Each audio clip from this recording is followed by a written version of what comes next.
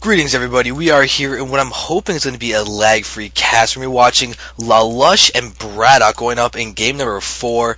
The first 2 games I casted in basically 3 different times, so it's going to be interesting to see exactly what's going to happen, because essentially, if I remember correctly, what we've seen BratOK has been doing has actually been some very hardcore slow pushing with Marines, tanks, and missile turrets, which is great. Having a Zerg with Mutiling, Baneling trying to push into an entrenched position like that is very, very, very difficult. Mutas just get destroyed with a combination of turrets and Marines, not to mention the fact that you can't do any burrowed infested Terran bombs because of the fact that those turrets do actually provide some form of detection to see any burrowed units, which is doubly useful in fact that Baneling bombs are going to get seen. And there we have some annoying actually pings happening from the replay, which is unfortunate, but whatever. Watching Lalush send out an Overlord. It's a smiley face. Whoever's doing that is trying to be nice with the smiley face. So what person in the past, hello and thank you for those lovely, lovely smiley faces. And I'm hoping that this is actually going to end up stopping in a second. But now, BratOK has now thrown down his first supply depot. Going to go ahead and actually lower it down, so this has to be in mind. I'm definitely expecting some Mutiling, Baneling on this map. Hatchery first is a great strategy to use for a Zerg, as it's hard to stop the hatchery, and it does seem that Lalush is going to go ahead and do exactly that. Or is he going to make me look like a fool? Nope, he's not going to make me look like a fool. Sweet. So we're going to see actually the hatchery get thrown down, so there we are. It is going to be a 14 hatch from Lalush, which is interesting. Lately, a lot of Zergs have actually been choosing to go for the 15 hatch as opposed to the 14 hatch for some various mathematical reasons that I'm not completely aware of. But right now we're seeing BratOK with a barracks out in the front, and looks like a pause happened. And looking at this, BratOK's base, there's no gas that's been thrown down quite yet. We might be seeing a no gas fast expansion coming from BratOK, which could be really, really great. Now, if BratOK can truly be able to utilize this, he'll be able to get a lot out in time, which is going to be great for Lalush if he's going to try to be aggressive with Mutiling and Baneling. Humming? That's annoying. I'm going to actually stop this for a second. Yeah, humming. I am using XSplit. Why? Are you still there to actually let me know what's up? Because that would be great to actually know if there's something going on. Humming? Oh, I don't signed in. Ugh. Should be signed in for my own stream. Alright, yeah, so, that's weird. There shouldn't be humming. And Internet Explorer stopped working. That's annoying. Alright. So apparently I can't sign into my own Justin TV. Well, that's weird. Well, I'll look at what you guys are saying in a second.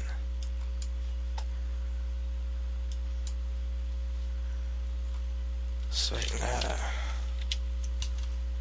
oh, I'm not streaming Pokemon Yellow anymore. I'm streaming Starcraft. Or strategy. What audio encoding format do I use? I'm not 100% sure, to be honest. 44, 1000, not really. Oh, Toxic, you don't have any humming? Okay. Stream Pokemon Yellow again? I've streamed Pokemon Red and Pokemon Yellow. I do that when I'm really frustrated with StarCraft. So you can definitely see that some more if you want to.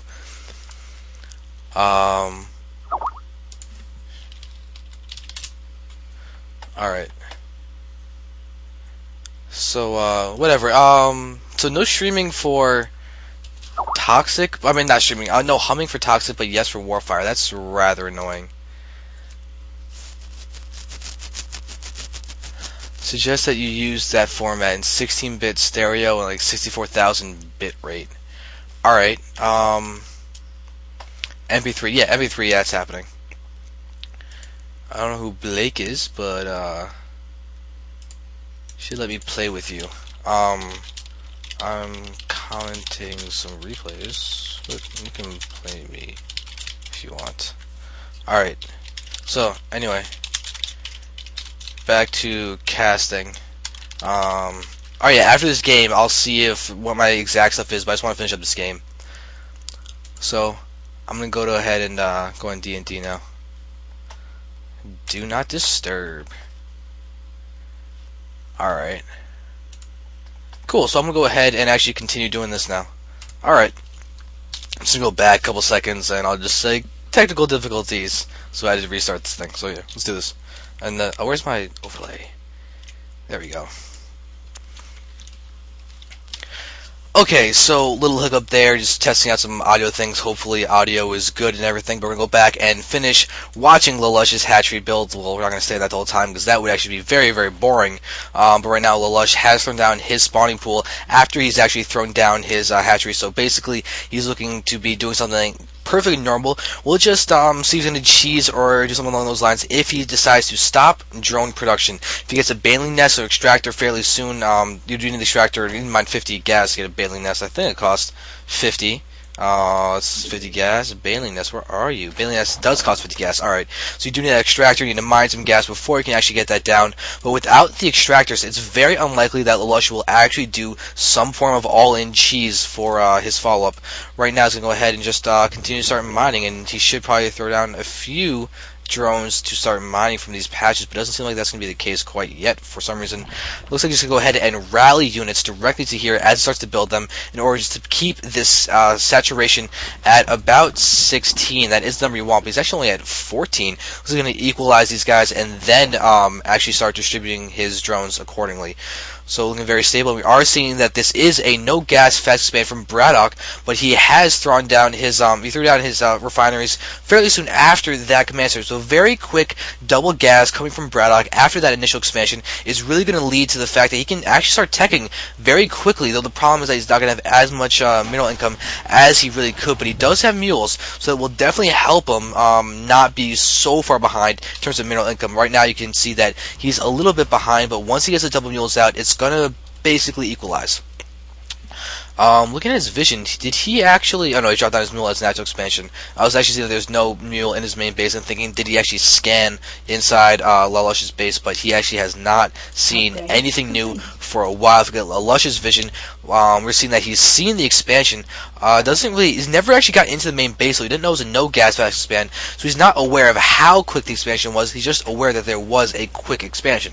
BratOK is going to go ahead and actually get a factory with a tech lab on top of it. So we're probably seeing a very normal marine tank follow from BratOK after his no gas fast expand and a really fast third gas. BratOK really seems to actually want to get out of his tech and want to do as much as he can against Lalush in terms of being able to tech very, very quickly, which could mean that he's going to stay a little bit passive, allowing Lalush to actually do a little bit of macroing before he actually needs to fear a push. That we are seeing 4 Marines going to point out, and it's going to be very, very effective. BratOK isn't even going to actually continue the attack. He's just forcing these 18 links to be made, which is great. Those could have been 9 drones, and then we actually would have been seeing 40 drones to 27 SCVs, which is a huge differential if that would actually be the case. But BratOK being very, very good with just poking in slightly to just try and threaten the possibility of an attack, forcing Lalush to not get drones, which is really how you want to beat a Zerg. Constantly put a pressure or fake pressure, just making sure that he can't drone up for the first 10 minutes of the game, because if you can do that, you will just get out macroed and it will be horrible, absolutely horrible for you. We're just going to go ahead and run around and see that Lalush is going to go ahead and try and be a little bit aggressive with these links. This is a very tight wall off. I highly doubt links can run by this top part, but if they can, that would be a huge, huge blunder from BratOK. And also, I do want to say that the map is actually ESL Tal'Darim Alter LE, so it is basically the Blizzard version, which does include these destructive rocks. It's not the GSL version or the new GSL version, which is 5 mineral patches and 1 gas, or just the entirety of both gases and all the mineral patches without the destructive rocks, which leads to very fast third games, very fast third base in games with very large macro games, which are great to see. Right now, we're just seeing both players macro. We do see BratOK has siege mode out. You can see Stim is almost done. His Marines, though, do not have combat shield. Combat shield is truly essential against banelings. 1 stim and 1 baneling hit will actually kill a Marine if it does not have combat shield, and that is so important. We are seeing that the baneling nest is out, but if you look at the main base, the lair is actually completed without the cylindrical hooks being started yet. So it seems that the spire is also actually going to get scanned. That is a perfect scan to see everything now the cylindrical hooks is beginning. So Lalush is going to go ahead and transition into a very strong mutiling baneling type of play without having gotten this third quite yet. A Marine is here. Looks like he just wants to scout. You can see he's actually in range that he might be able to see creep. If the creep does decide to actually be spread out to that point, it's unclear exactly exactly how far it will spread, but Lalush is doing a good job. There's a single Baneling actually morphing and going back here, probably just because of the fact that this drop is coming in, and Lalush seems to have scouted and is going to go ahead and try and deal with this accordingly. We see all these links are running, going to be able to encounter this drop almost instantaneously, but BratOK he didn't even stim, he just dropped a single Marine, and he's doing a good job of threatening. He actually could have dropped his Marines on the low ground to attack these links on the high ground. That would have been great, but we're seeing now another push in the front. These siege tanks can go ahead and siege down here. We're seeing all these Marines actually go and force Lalush to leave his natural expansion. This is such a strong tactic. The VT Poke Bunny employs this all the time on this map in his TVs. You have seen it on quite a few occasions. And now BratOK is actually going to go ahead and start elevating his siege tanks up, whereas siege mode on these back two guys is going to be as annoying as he can. He can actually reach his hatchery. Very good position on his part. This queen should actually be going down. Yes, it does fall. We are seeing a siege tank on the high ground as well. Mutas, one Muta falling just as it pops. That's rather unfortunate. We're seeing that Banelings are about to actually, Banelings just finished his dual hooks. They're going around the back. They could do a ton of damage. BratOK does not have a lot of units at the base, so he actually manages to take out his hatchery. Down here, we're seeing that third base, or what should have been third base, now basically the second base for Lalush. They just complete, but the Spire is getting targeted. Banelings are going to run in, and BratOK is sleeping and actually loses those Marines to the Banelings. That is great for Lalush. Saving a Spire is huge. He could not afford to lose that. He's preparing to get a very large surround. He's morphing more Banelings and be able to hit these guys very effectively. He can get the Banelings to hit the Marines and the Zerglings to surround the tanks, and he will be looking very, very solid. The only issue is that there's also a tank on this high ground. Looks like Lalush is actually going to start picking it off with these Mutas that are actually in range of those Marines, and just to be safe, BratOK's going to go ahead and elevator up a few Marines, which would actually be better for him and his positioning, as these units are on the low ground, waiting to go ahead and hit BratOK's units on this high/low ground. Looks like back in the base of BratOK, he's just continuing to turtle up, getting turrets in his mirror line, but there's almost nothing in his main. Wow, I must have missed a lot of Mutas that are going around there, because that is very unconventional. BratOK seems to have forced to bring a lot of SCVs down there. Where are they? And then we're seeing the surrounding coming in, and all these Banelings and Lings are going to go ahead and continue to hit these units. Looks like Lalush is cleaning up. We can see that the workers kill count 32 for Lalush. These Mutas have actually done a ton of damage in the back over here. That is really unfortunate. Just completely circumventing BratOK's contain. Wow, I feel kind of bad for missing all that. Eee. So my apologies on that one. Getting a ping down here for BratOK's fully loaded medevac that's running around the edge, which is actually allowed to actually, if he wants to kill off the Overlord, guess not. Wow. But still, BratOK, very few SCVs on the field now, 20 to 44 drones. Lalush has all these Mutas and Lings down here. We're seeing that BratOK, actually, not very many kills on these Mutas. Mostly like a different batch of Mutas or something that end up dying. But still, a ton of damage was done. It could have been a Ling run by as well, as there is that hole in this part. So really, BratOK suffered a lot to the mobility of Lalush, as Lalush is really a strong player, and he's definitely handling BratOK's play very well. He sacrificed his natural expansion, essentially, to kill his entire army, which is a great trade for Lalush, as Lalush can just rebuild very efficiently. And BratOK, with a good position on this low ground, going to be able to hit any Zerglings or Banelings on this high ground that try to attack and clean this up, but that will not be the case in this certain respect. And now we're seeing this one Marine stimming, getting a few hits, and it does end up dying. So Lalush's Lings and Banelings are here behind this third base of his, and this drop is all the Marines are actually on the ground. 7 Marines, 1 Marine was in there stimming. Going to go ahead and try and actually do a lot of damage. It might actually take out a few Mutas. One Muta goes down, another Muta gets badly injured, and this Queen is going to go ahead and run away. But this Extractor is going to fall, and this Queen is actually going to fall, as well as it's actually not going to. I just lied to you, my bad, but I thought the Queen was going to actually fall. But now Lalush is going to go ahead and have to deal with the fact that he has no more gas mining from this Extractor. Might just bring his drones and just start mining from those mineral patches once more. But these Mutas are going to go ahead and try and deal with this with the dropship. But BratOK is actually got a fairly bit of damaged Marines down there. Looks like he might just go ahead and start trying to heal them up. As is to be the case, and the Banelings are just waiting. But one Baneling goes down. Other Banelings actually fairly injured. But Lalush has more than enough Mutas to go ahead and just clean up this dropship and Marines. They go down. So Lalush is playing very well. But look at this, BratOK bringing a lot more Marines and siege tanks down. You're going to probably try and siege this and just take out this base altogether. But Lalush has a fair amount of units. You can see all these Mutas are actually going to go ahead and run away, because this Marine count can rip them apart. 16 Marines is very, very strong, and Mutas have a hard time dealing with this. Braddock is continuing to just try and put on the pressure. Oh, free Marine, and the tank is not going to take hits, but forcing the stim. Looks like Lalush should go ahead and engage. Now that he has links and banelings in the mix, Braddock is actually not going to run away with those everything, but no, Muse, too many Muse, and it's going to force Braddock to lose a lot of his units, forcing the drop, trying to get a little bit of damage done, but Braddock just got cleaned up. Food count is continuing to be more and more into Lalush's favor. Right now it's 127 to 75. Braddock is still only on these 2 bases. He's managed to replenish his SCV count a fair bit, but all of these supply depots back here could get targeted so easily by those mutas if they just want to run around. And Braddock, even with an idle SCV, it's his only idle SCV, that's kind of weakened his economy by a little bit, and he can't really afford that at all. You can see he's got a drop back here that's going to get carried out with 0 effectiveness, and after that, 78 food to 133. Lalush is definitely looking solid. You see workers kill count, a lot of harassment been done by Lalush with these 32 SCVs killed, which is actually a third of the units that he's killed altogether, so very effective in terms of harassing, and his muta count is starting to look very, very strong. Right now they are at 0-0. There hasn't been any upgrades done there, but 5 more mutas are actually in production. This is going to be so strong, and we're seeing that 4 stim on all these guys, and that Overlord is actually going down. But these mutas are running away, trying to actually escape this missile turret. They do have enough to take out the missile turret if they want, but free medevac!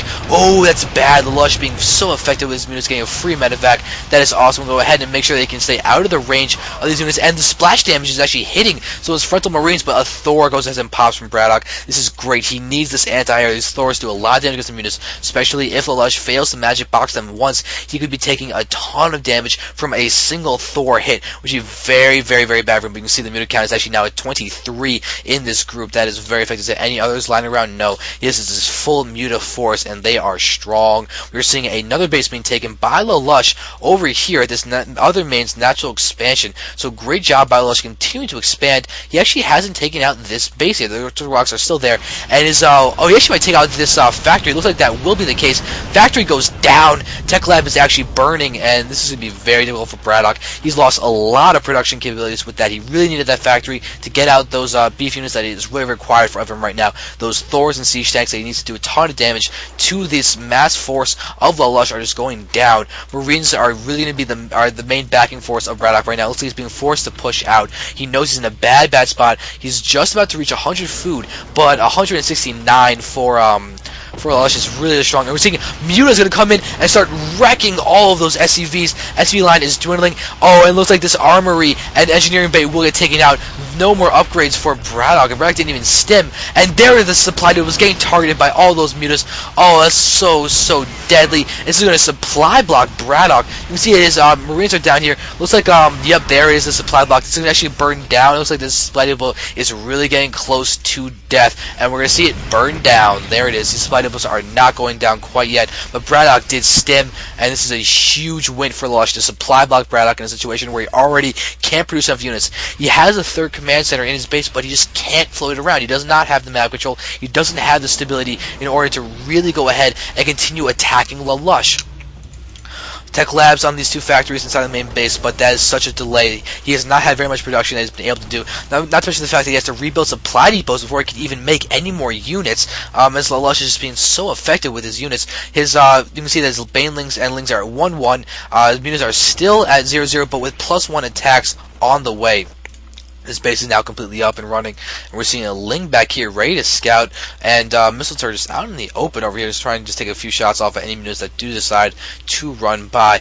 Armory is getting rebuilt, as we're going to see the +2 weapons actually finish. So Braddock, again, emphasizing the attack upgrades as opposed to any of the other defensive upgrades that you can get. As you can see, the siege tank is at +1, Thor is at +1, these Marines are at +2. You can go ahead and start continuing researching the +2 vehicle weapons if he really wants to. That'd be a wise choice. We'll see if that is going to be the case fairly soon. But Lalush, his economy is strong. He has got 66 drones on the field in many bases. His income is definitely ahead of Braddock, and he hasn't even started using that last base. And all of these mutas are still here, so strong. Great contain. The muta count is really getting up there. 27 mutas. You can see the +1 attack is actually getting closer and closer to finishing, as well as the +2 melee attacks for the Lings and Banelings, which is going to be so hard to deal with. This is so much DPS, and BratOK is being great, but he could go ahead and actually lose this barracks. Are not going to lose the barracks and not going to lose the reactor either. He's got to repair this, though. There we go. A lot of SCVs are down. They're going to try and repair it, but this Thor is being greatly and so effective against all these mutas. Getting a few shots off where he really needs it. Forcing the mutas back, but it looks like they might just go ahead and for the attack, trying, but they're bunching up. Oh, the Thor can do a ton of damage. Everything's coming in. Banelings, Infestors, Lings, mutas. Mutas are taking so many hits, but it's not going to matter. Lalush just has so much. BratOK should really be going down now. This is looking terrible for him. His food count is plummeting, while there's going to be the GG as Lalush spawns a bunch of infested Terrans. So Lalush has even the series now at 2-2. So we move on to game number 5 in a moment. BratOK and Lalush are playing great. Lalush has just done so well in the last 2 games. I'm very excited to see what he's going to be doing in the next game, as he is definitely on top of his game.